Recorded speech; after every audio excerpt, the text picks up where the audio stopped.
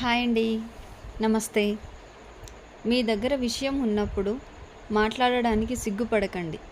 మీ దగ్గర విషయం లేనప్పుడు మౌనంగా ఉండడానికి భయపడకండి.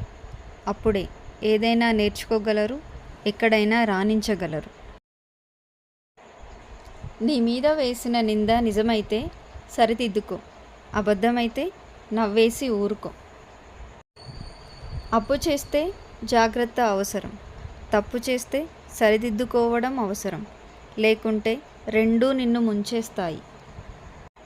నీకు మంచితనం ఉండటం మంచిదే, కానీ అతి మంచితనంలో ఆలోచించకుండా చేసే సహాయం నీ మీద ఖచ్చితంగా మోయలేని భారాన్ని మోపుతుంది.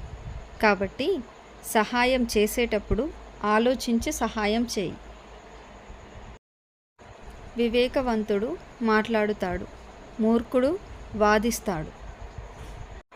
నీ ప్రయత్నం లేకపోతే నీకు విజయం రాదు, కానీ నువ్వు ప్రయత్నిస్తే ఓటమి రాదు. ఇంటి పేరు కలిసిన ప్రతి వాళ్ళు బంధువులు కారు.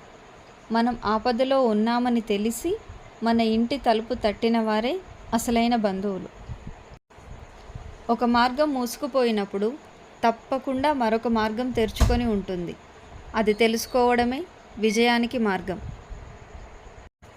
నువ్వు గెలిస్తే ఎవరికి సమాధానం చెప్పాల్సిన అవసరం ఉండదు, కానీ నువ్వు ఓడిపోతే నీ సమాధానం వినడానికి ఎవ్వరూ సిద్ధంగా ఉండరు. మగవాడిలో ఆడది కోరుకునేది ఒకటే ఒకటి.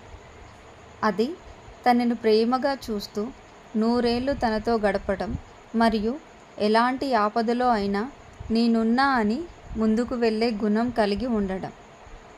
నా వీడియో మీకు నచ్చినట్లయితే ప్లీజ్ లైక్, సబ్స్క్రైబ్